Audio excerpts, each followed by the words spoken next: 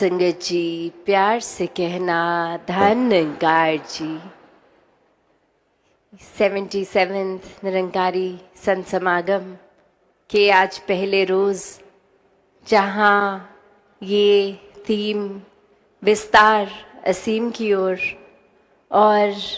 ये भाव विस्तार का ये युगों युगों से रहा है कि ये परमात्मा असीम है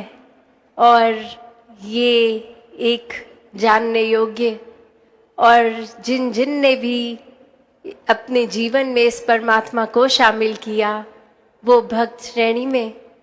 और ये उनके अंदर से भी, ये अंदर से बाहर, इंटरनल टू एक्सटर्नल जर्नी, ये असीम की ओर ही, और इसी में फिर सारे मानवीय गुणों का भी विस्तार होता चला जाता है। एक बार इस प्रभु से जब प्यार हो जाता है, प्रेम हो जाता है, तो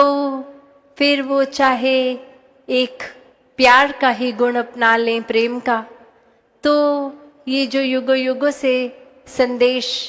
रहा है लव दाई नेबर का, और कैसे फिर ये अगर गहराई में सोचा जाए कि सिर्फ नेबर तो वो नहीं जो हमारे बिल्कुल साथ रहते हैं, ये अगर अपने हम शरीर की ओर भी गौर करें तो ये दिल और दिमाग भी ये पड़ोसी ही तो हैं। अक्सर ये तालमेल दिल और दिमाग की ही नहीं रहती। ये मन तो चंचल कुछ भी सोचता है, अक्सर एक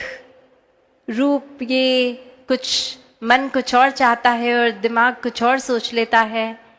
कैसे फिर ये अक्सर आजकल मन में तनाव की भी बात आती है,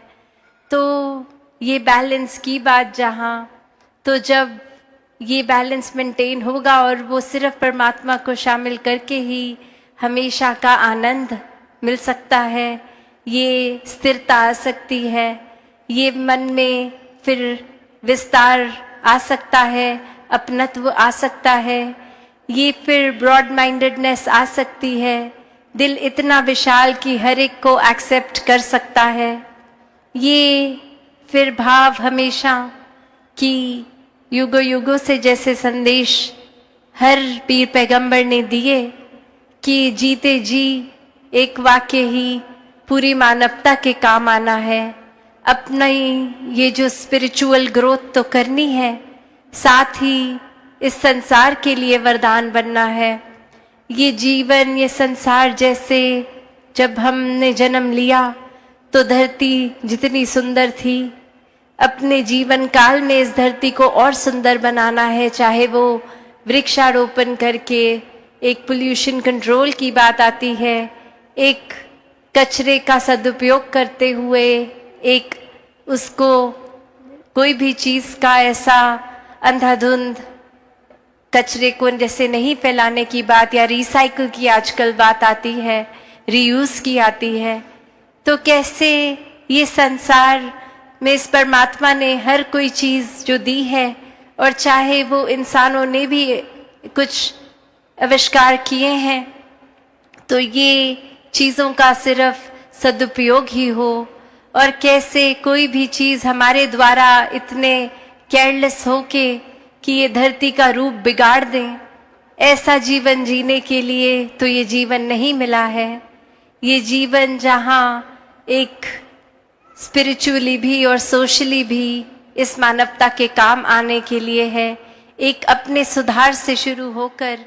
ये फिर कोई भी अगर मानवीय गुण पकड़ें, एक मानवीय गुण जीवन में आ गया तो और विस्तार करें, दूसरे मानवीय गुण को अपनाएं। और इसका मतलब ये नहीं कि एक गुण जीवन में आ गया तो पहला जो आया है उसको छोड़ दिया जाए। तभी ये जर्नी, ये असीम की ओर की बात है कि ये मानवीय गुणों की भी बढ़ोतरी एक होती रहे, एक हम बढ़ते चले जाएं, एक एक गुण और जीवन में हासिल होता जाए। कैसे फिर इस संसार में प्रीत, नम्रता, समदृष्टि, विशालता, करुणा, दया इत्यादि कोई भी गुण अगर सोच लें, वो एक हम जीता जागता एक फिर वो प्रमाण हो कि एक सिर्फ शरीर ही मनुष्य का मनुष्य नहीं कहलाता, वाकई ही ये मानवीय गुण अगर हैं तो ही ये सफल जीवन है। और इसी तरह फिर इस परमात्मा, इस रूहान, इस की तरफ ही ये विस्तार होता रहे। और ये बीइंग बाउंडलेस वाली बात कि फिर कोई सीमा नहीं रहती, जब ये परमात्मा ही असीम है तो फिर ये प्यार का भाव भी ये असीम हो सकता है। एक जीवन में अपने पोटेंशियल की जो बात आती है कि इस परमात्मा की ही अंशात्मा जब सभी में है तो दैवीय होना संभव है, और वो दैवीय होने तक की ही यात्रा ये विस्तार की बात है। एक अपनी सोच को, दिल को भी छोटे नहीं करने, हर एक से प्यार करना है। ये भेदभाव अक्सर जो आ जाते हैं, एक कि कोई कहाँ जन्मा है, कैसे खाते पीते हैं, किस कल्चर के हैं, उससे एक नफरत की भावनाएं जन्म ले लेती हैं कि ये इंसान मेरे जैसा खाता पीता नहीं है तो श्रेष्ठ नहीं है। पर हर कोई इस परमात्मा की ही बनाई रचना है, तो हर एक के प्रति श्रद्धा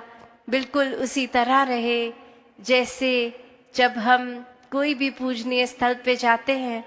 तो परमात्मा के एहसास से, या घर बैठे भी परमात्मा के एहसास से जैसे ये एक मन पावन हो जाता है, वैसा ही हर एक को देख के नफरत का भाव मन में ना लाते हुए सिर्फ आदर, सत्कार, श्रद्धा और समर्पण ही आए। हर कोई श्रेष्ठ है, सभी परमात्मा की एक क्रिएशन, और हर एक से शिक्षाएं लेते हुए अपने जीवन को भक्तिमय करके ये रिस्ट्रिक्टेड ना रहे, एक विस्तार हर पल का होता चला जाए। साथ संगत जी, धन्यवाद।